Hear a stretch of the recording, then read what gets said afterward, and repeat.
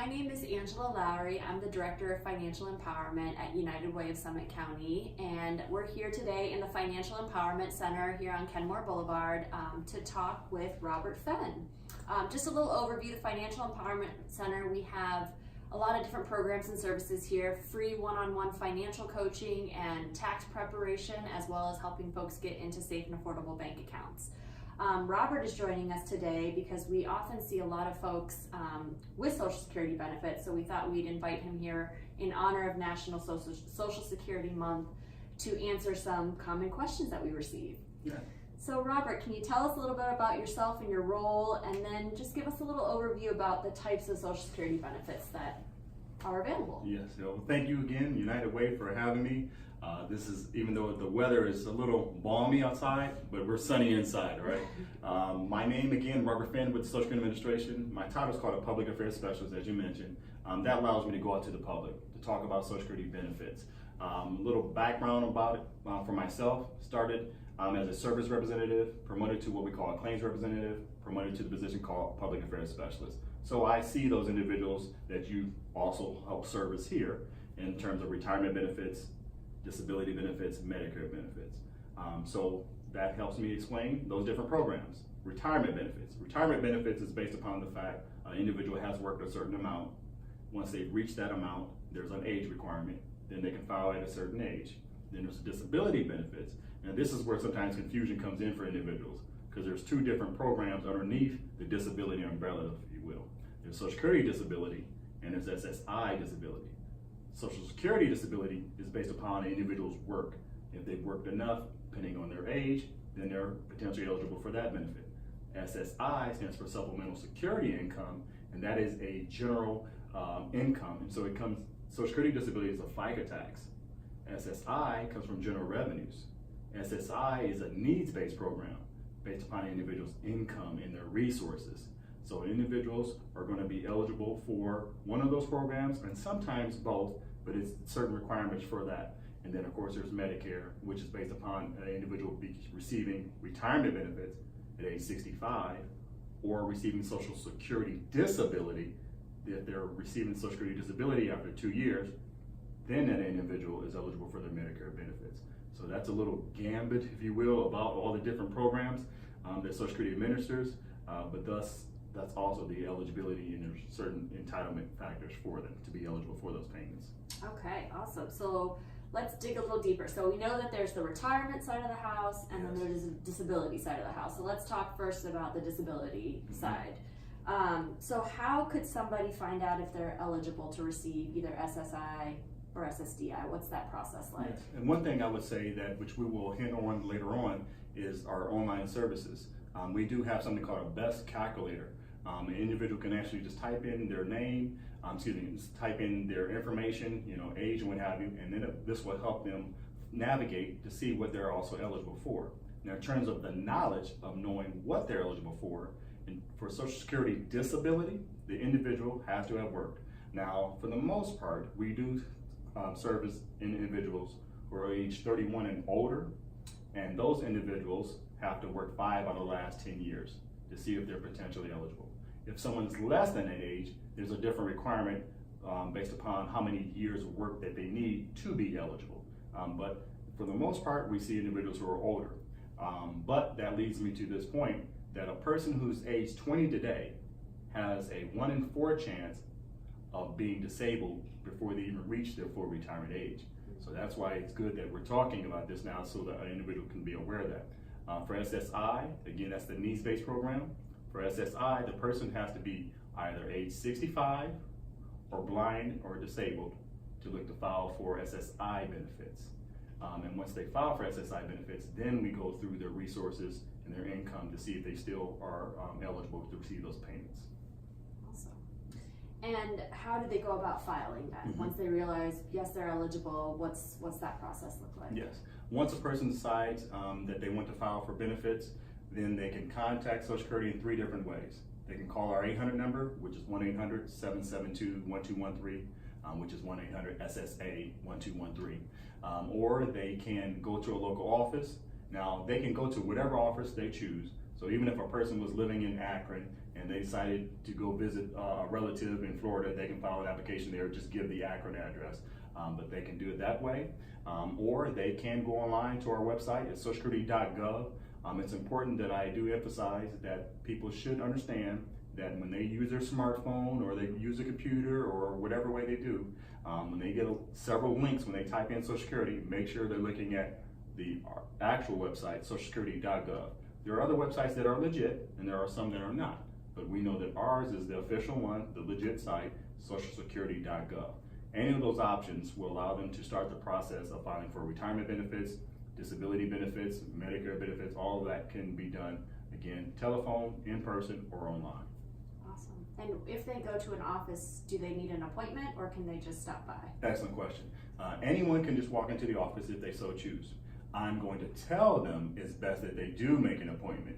I understand that sometimes a person may not have time to make an appointment. If they call that 800 number that I mentioned, truth be told, that appointment is not going to, more than likely, not going to be that same day. It can be as far as 30 days out or so. And so if they are saying, I need to get this done now, no problem, they can do that. We do have something we call protective filing, meaning that even though they call the 800 number and give the information for us to see where we're going to call that person or for where the person's going to come in the office, that date that they call us, we protect them for that date. So even though if it was the end of April that they called us and the appointment's not until May, we're still going to protect them for that month of April. So they have those options for that. So they can again call us, go online, or they can go into the office. If they do go in the office, our office hours are 9 to 4 every day, except for on Wednesdays, they are 9 to 12. So 9 to 4 every day, Wednesdays 9 to 12. Perfect. Okay. So we work with clients, as you know, and some of our clients do receive the Social Security disability benefits. And one of the things that as coaches we do is look at how we can make that work within their budget. How do we help them use those benefits to the maximum, whether it's to meet their daily needs, help increase their savings, look at reducing debt, all that kind of stuff. And sometimes what that leads us to is, well, maybe we need a little extra income. So maybe we need to get a part-time job.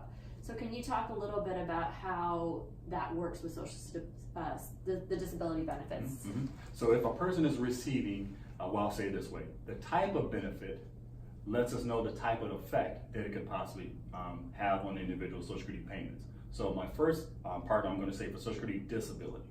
If a person's receiving Social Security disability, then there's something we call a trial work months. If a person says, I found a job that I like and I'm going to stay in this job, they can contact Social Security.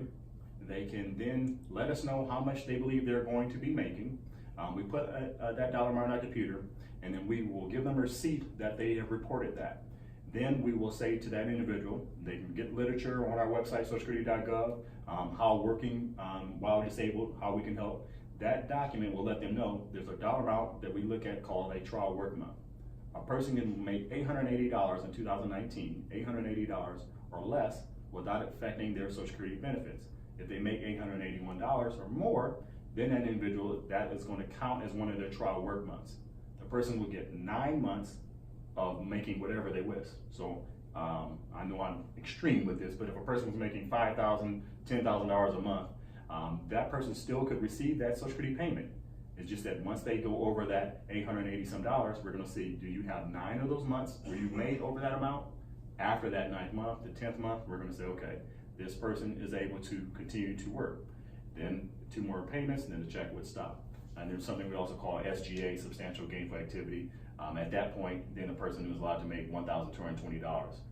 Every month they don't make it, they're eligible for a check. So the easy way to think about it is report to Social Security that you're working, then we will let you know with the trial month, how many trial work months you have. SSI, it's a little easier. SSI, simply, any money that they make, it's going to affect the SSI payment. The easier way to compute that is that we're going to ask how much are they making from their job. We're going to look at that job, and we're going to discount at least around $20 of it. We have a general exclusion if it's any other unearned income. So we may subtract $20 if they're also getting Social Security benefits, and the next $65 we're going to subtract. So now I'm already $85 deducted, not counting against them. Then we're only going to count half of whatever they actually made. So the job is $400. Next 85, take it down. So we got $215. Excuse me, this is doing my math right there. $400, $85. Yeah, so $315 is what they received. count half of that, so let's just say $150 some. $150 will be subtracted from their SSI check. The maximum amount for SSI this year is $771. So $771 subtracted from $150, so let's just say $600 some is what their SSI check is going to be. Now, unfortunately, too many people hear that and they say it sounds like a negative. You know, oh, my check is being lowered. But if you think about it, my SSI check went down to $600. I'm still working $400. $400 plus $600 is $1,000. Right. That's my actual income. And that helps with your overall budget and financial goals. That's right. Okay, great. So we talked about disability benefits. If we can move on to kind of the retirement benefit side of things. So can you talk a little bit about how a person becomes eligible for retirement benefits? Retirement benefits is based upon them working and what we call FICA tax, Federal Insurance Contribution Act. Every year Social Security has what we call credits. So this year in 2019, if someone makes $1,360, they've earned one credit. They can get as much as 4 credits per year. So this year, if they make $5,440, they earn their 4 credits. Their goal over their lifetime is to get 40 credits. So 440 is 10. So anyone who's watching us right now, they know that if they made worked at least 10 years, they're potentially eligible for Social Security retirement benefits. Now, Social Security uses the top 35 years over a person's lifetime. Okay, so top 35 years. But time passes, they reach age 62, which is the earliest age they can file for their Social Security retirement benefits, they can file. Just that if they file earlier than their full retirement age, and full retirement age means when can they get 100%, and it's based upon the year they're born. Individuals were born between 1943 to 1954, their full retirement age will be 66. And then it goes up every year after that to 1960. It goes up increments of 2 months. So anyone born 1960 or later, full retirement age will be 67. So a person could file at 62 if they wish. They could get a reduction around 25%. So if they waited to 66, they could have gotten $1,000. They filed at 62, they'll get 75%, $750. That's the basis, you know, get the credits, reach the age, then they can file for their benefits. Out of that comes spouse's benefits. We take a separate application for the spouse. If he or she has worked, and I should say this, all Social Security policies are gender neutral, just the same as a lady can file on a lady's record, a man can file on a man's record, a man can file on a lady's record, a lady can file on a man's record. Totally gender neutral. So I'm just saying that to say that whenever someone gets married, if both individuals are at least age 62, we can look to see if someone's eligible as a spouse. The process is that once someone is eligible for more money, more than half of their other spouse, then they're not eligible as a spouse. His check is $1,000, half is $500. She is eligible for $1,000 on her own, no additional payment. But if it was less than that, half of the $500, let's say she was due $300, there's still $200 left possible. We can look to see if we can pay her the additional $200. And there's different things we can say. We're talking about deemed filing. We're going to pay you more money on yours, or we can't. We take care of that part in terms of Social Security. Awesome. And can you talk about ex-spouses? So maybe somebody got a divorce from their spouse. How does that affect their ability to file on their spouse's record? Yes. If someone is married at least 10 years, they have to be married at least 10 years. I took a claim for a lady. She was married 9 years, 363 days. They're like, oh my gosh, how am I going to tell her that she's not eligible? Her answer was classic. She said, you mean to tell me he's still not good? Okay. But as long as a person is married for at least 10 years, they're potentially eligible as an ex-spouse. Now, we're still going to go through the same procedures I mentioned a moment ago here, is that we're going to find out if the spouse, who's the ex-spouse, if their money that they made through Social Security is more than half of what the other person is eligible for. If they're eligible for more than half, then they're not eligible. If someone is an ex-spouse and they have remarried before age 62, so let's say they were married at age 45 all the way up to age 60, and then they retired, so they got they divorced, more than 10 years, but they got remarried at age 60. I'm just picking any age. When they turn 62, they're still married to the second person. They can't file on the first person's record. Okay, so, but these are questions that we're going to go over at the Social Security office, or on the telephone, or they can also do this online, filing a spouse's benefit. We're going to ask whether or not they're married, and most people are going to tell us yes or no, depending on what type of day they're having, I know. But yes, we will ask those questions, and we will help them find out which is the payment that was going to give the higher amount, and they only receive that one payment. And so I have clients where they do not get along at all with their ex-spouse. They don't want to have any contact with them. They just really want that to be done with their life.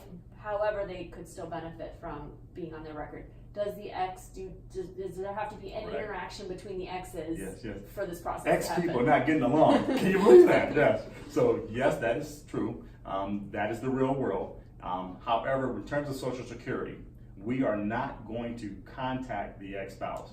So if it's the husband who's looking to file on his ex-wife's record, or the ex-wife looking to file on their husband's record, doesn't matter. We are going to want to know what the ex-spouse's name is, their Social Security number, and then we're going to look to see whether or not that person, the ex-spouse, is eligible for any benefit. Now, we do not, again, contact the ex-spouse.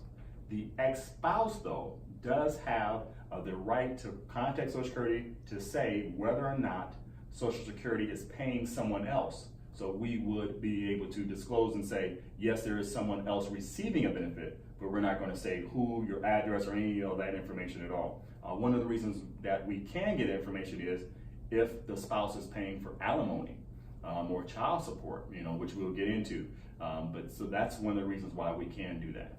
Okay, thank you.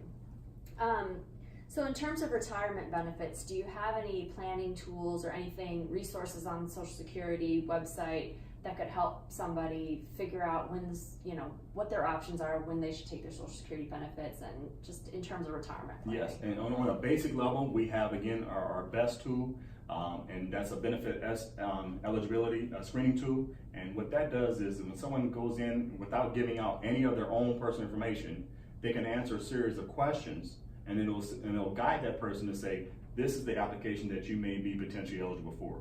We also have something that's a little more in depth for our retirement estimator. So someone can go to socialsecurity.gov/estimator. They can type that in, they can leave there. Or the one that we're going to talk about again is our My Social Security. That's why we're celebrating National Social Security Month there in April. The individual can say, I'm going to sign up for my Social Security account, answer a series of questions. Once they open that account, then they can see their retirement benefits. What if their spouse is eligible? They will see that. What if they're disabled? What about the children, if they may have children?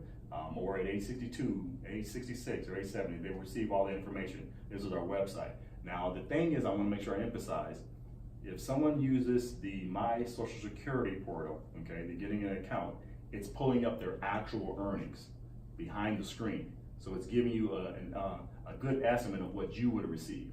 We do have other calculators that allow you to put in numbers in, and then that will be different because whatever information you put in will determine, but what we already have, that will give you a more factual number. Awesome. And I know that that's been helpful for us in financial coaching when we're working with people that are maybe nearing retirement, and we just need to, when we're doing our budgeting, figure out, well, what could we expect with Social Security retirement? What's your other income sources, and how would that kind of align itself in preparation? So that's something that the coaches definitely use and can help folks with. All right, so switching gears a little bit, our financial coaches, as you know, work with people a lot on reducing debt, and that sometimes involves calling debt collectors and trying to deal with past due debt. And we often see debt collectors that threaten people with wage garnishments and kind of other things like that. Can you tell us a little bit about how that works with Social Security benefits? Can they be garnished to collect debt? Great. Well, any Social Security benefit, once we receive it, the application that is, and we process it, that nothing can be garnished unless it is for alimony or IRS tax purposes. Now, I want to make sure I'm being a little selfish in terms of the agency. We have no control over that. When the Treasury finds out, when I say the U.S. Treasury, and they find out that there's a garnishment that needs to be addressed, but there's a legal obligation for you, this person, to pay for his or her child support, his or her alimony, or his or her, taxes they are owed on that. Then Treasury hits our records, and it automatically takes it out. Now, from my understanding is that if it's Treasury or something that a person owes, they can take up to 15%. If there is an arrears in terms of child support and alimony, then there's a higher percentage which they can take out. We do not go retroactive, okay? Meaning that once we find out, then we take out that percentage. We don't go back and say, well, you've been getting Social Security retirement benefits for 15 years, so we're gonna go back. It's not that way. It's once we get the notification, then an individual could. Now, if there's some dealership or whatever threatening a person saying, we're gonna garnish, no. The only thing is going to be whether it's a legal obligation, and again, through IRS or through the court child support and alimony. Those type of things can be garnished. Okay, thank you. So yes. Oh, and I should say SSI benefits cannot be garnished. Social Security disability or retirement benefits can be are the garnished, ones that are subject but to not the that. SSI. And federal student loans, I believe, fall, And federal student unfortunately. loans. That's to right. that They're in category. yeah, those do not go away. No, they do not. But yeah, so if we always tell folks when their credit card collectors, threatening them about their Social Security benefits or a car repossession Yes. or a personal loan, that is not a valid threat. Absolutely. So thank you for clarifying that. So we also hear, unfortunately, about identity theft, scammers. There's a recent scam. People are pretending to be the IRS calling folks, threatening them. So when somebody calls, or just in general, when is it appropriate to disclose Social Security numbers? Yes. I will say this. Anytime someone requests your Social Security number, you always have the right to not to disclose it. So let me break this conversation up a little bit. In terms of the scam, there is a scam that was going around in regards to Social Security. Someone contacting, whether it's robocall or an individual saying they are Social Security representatives. Social Security does not operate that way. What we do is we mail out a letter saying we would like to talk to you and we're going to call you at a certain time. And most importantly, the difference is a scam is saying if you don't do X, Y, Z, we are going to, and I'm using my fist here, we are going to forcefully expect you to go, we're going to send you to jail, we're going to do something type of harm. That is not Social Security. Social Security is a program which is saying, okay, you have worked, you're eligible for the benefits, and we want to make sure the right person gets the right check at the right time. That's our goal. So that's the first part, separate the difference. Now, when someone contacts you, we are not going to ask for all that information. We're Social Security. I think we do know what your Social Security number is, right? Now, when I do call, if there's a chance that I do have to call, I may need to identify the person who picked up the phone. So in that case here, I have mailed a letter out to you and I have let you know, or I'm going to say a couple things that will let you know that this is legit, or I can give you my phone number. So if someone from Social Security contacts you, we can give you our phone number and the extension and then have you contact us. So that's one part in terms of Social Security and the scams. The other part is, what do I have to disclose? I remember years ago filling out a Blockbuster card. You remember Blockbuster, right? And then they asked for the Social Security number and I said, wow, this must be a pretty good movie if you need that, right? Well, you do not have to disclose your Social Security number to anyone. However, any place that you deny giving them their Social Security number, they also have the right to deny you any type of benefit. So you must just think, do they need it for credit? Do they need it in terms of Job and Family Services or some other agency that's going to assist you? Yes, those individuals may need it. But you just have to just think about it, what's the need and the reason for providing my Social Security number. Right, all right. And what if, I took the phone call, they scared me, I gave them my Social Security number, and then I realized after watching this video maybe, Yes. oh shoot, I shouldn't have done that. What do I need to do? What Yes. are my options? Yes, an individual can, in terms of for Social Security, you can contact what we call our OIG, Office Inspector General. There's a phone number that I can give, which is 1-800-296-0271. 1-800-296-0271. That individual can contact that number, call that number, and then make their report. Now, they're going to ask for some details. Who called you? When did they call you? What did they sound like? It could be anything, all right? So you can disclose that information to them so that way they can at least make a report of what happens. I'm also going to encourage individuals to contact, in most cases, when someone uses a Social Security number, it's going to be affecting possibly their credit, right? So they can contact the credit bureaus. The three agencies, where there's actually probably five in it, but the most that people contact is Experian, Equifax, and TransUnion. They can contact them just to make sure that they're aware. And they can contact the IRS just to let them know this is what happened, because you want to make sure they don't affect your taxes as well. Exactly. Awesome. And then one of the things we do here, we do pull people's credit reports. So if they're really nervous about it, I know that I have actually gone in and pulled someone's credit report just to make sure that nothing has happened Yes. on that report that shouldn't have. And then, we can place a credit freeze and things like that to kind of protect that. Awesome. Okay, so kind of last topic here. We just finished up tax season here at the Financial Empowerment Center. Yeah. So that was April 15th was great. We were very happy on that day. Yeah. We are actually starting May 1st going to be doing back taxes and amended returns for folks. So they can come here and get caught up on taxes or get things corrected if they need to. But in general, when someone comes in to get their taxes done, the IRS requires that they have a Social Security card in addition to photo ID. sometimes people lose their cards. Yes. So if someone loses their card, how do they get a replacement card? Yes. So that conversation itself, the taxes and the card, what have you, leads me into the option for the individuals back to the My Social Security portal. If the individual wishes, they can go and sign up for a My Social Security account, answer a series of questions, so that way they can have that account and they can receive their SSA 1099. And so that is proof of what they receive from Social Security. They can do that right then, immediately. They can save it, they can print it out, and then they can view it just to make sure that everything's okay. That's one part. Now, I think we're at 75% of the states, United States, that have the option of going through that same My Social Security portal to get their Social Security card.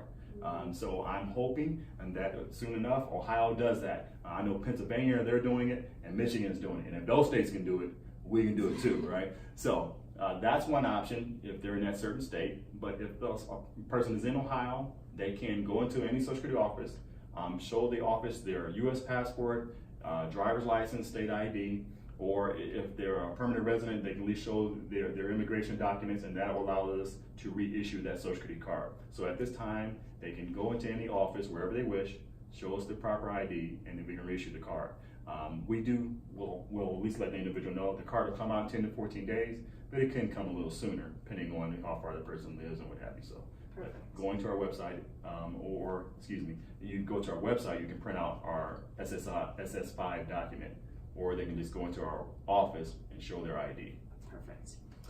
Okay, and you already talked about how someone might get their Social Security statement for tax purposes, 1099A. They can do that immediately at the Social Security, at My SSA, or go to the office, I would assume. Yes, they can go through My Social Security portal, or they can go to the office, yes. Awesome. And then can you talk a little bit about taxes and Social Security? So do taxes come out of Social Security automatically? Right. Nothing comes out of the SSI payment. If someone's getting Social Security disability or retirement, nothing comes out of those payments. Now, the real world is this. Individual starts receiving their Social Security payments, then they file their taxes. Then IRS lets them know, oh, we may have to tax some of that. And then there's different guidelines. If they're individuals, $25,000 or less, they can look to tax up to maybe 50%. If they're over $25,000, they can look to tax up to 80%. If they're a couple filing jointly, then it starts at the same 50%, around $44,000, then it's up to 80% if it's over that. Either way, that's an IRS guideline. What happens for Social Security is a person, if they get, I'll use the word deemed, say, oh, I have to pay a little bit, they can contact Social Security or go to IRS's website and get a form called a W-4B, a voluntary tax withholding form. We can give those individuals that same form. They can print it out and send it to us, and they can have increments of 7, 10, 12, and 22% withheld from the Social Security check to help them for the next year.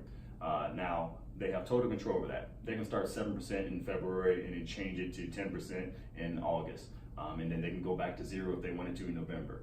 Just that they have to let us know. They can't tell us on November 30th for December 1st. Just check. As long as they give us enough time, we can make sure we have it adjusted. Most people, again, they speak to someone like yourselves, and then they say, okay, what should I do? And then this is the avenue they can take by filing a W-4B. Perfect. I think that's very helpful to know, because the worst thing, when you're getting your taxes done is to realize that you're going to get a tax bill. So sometimes knowing how you can avoid that situation can be very helpful. So. Yes. Awesome. Well, thank you so much for this conversation, for providing such good information, and we will sure be in touch with all the work that we do together. Yes. Thank you so much for having me.